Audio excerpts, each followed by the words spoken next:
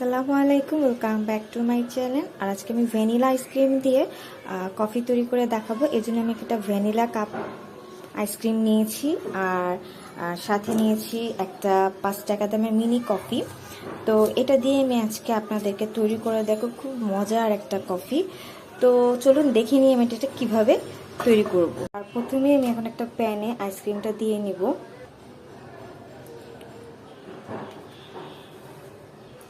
প্যানে আমি আইসক্রিমটা দিয়ে নিলাম। আইসক্রিমটা আমি প্যানে দিয়েছি আর একটু মজা হওয়ার জন্য আমি এখানে একটু 2 চামচ গুঁড়ো দুধ দিয়ে দিব। তাহলে কফির টেস্টটা একটু খুব মজা লাগবে। আর এখন আমি একটু সামান্য পানি দিয়ে নিব। 1 কাপ কফি তৈরির জন্য যতটুকু পানি প্রয়োজন। আর চুলাটা আমি এখনো জ্বালিয়ে দিইনি, আমি একটু পর চুলাটা জ্বালিয়ে দিব। আর এটা একটু সামান্য নেড়ে চেড়ে নিলাম এবং আমি কফিটাও দিয়ে দিব। আমি কফিটাও দিয়ে দিচ্ছি।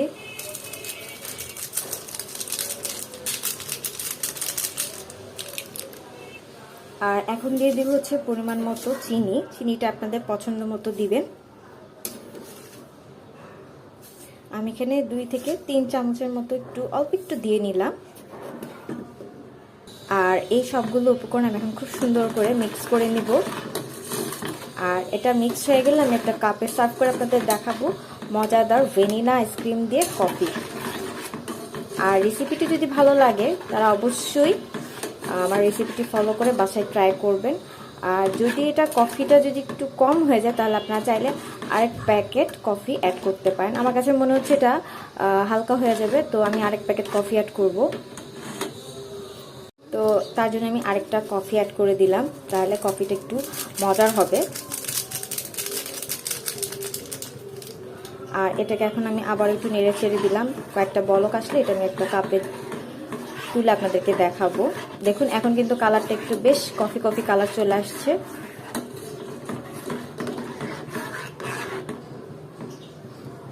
আর কফিটা বেশ মোটামুটি আমার বলক চলে আসছে। ভ্যানিলা আইসক্রিম দিয়ে কফি।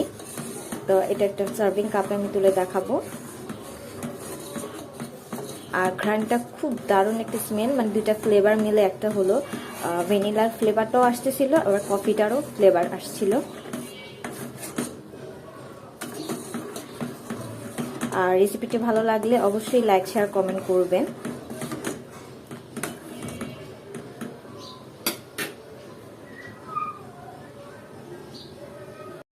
আর এখন আমি একটা কাপে দিয়ে নিচ্ছি।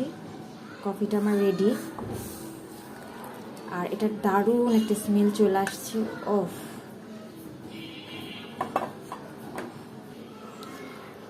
আর এই হচ্ছে আমাদের ভ্যানিলা আইসক্রিম দিয়ে কফি।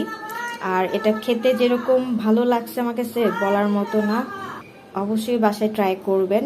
খেতে কেমন হয় আমার কমেন্ট সেকশনে জানাবেন। আর ভালো থাকবেন। আল্লাহ হাফেজ।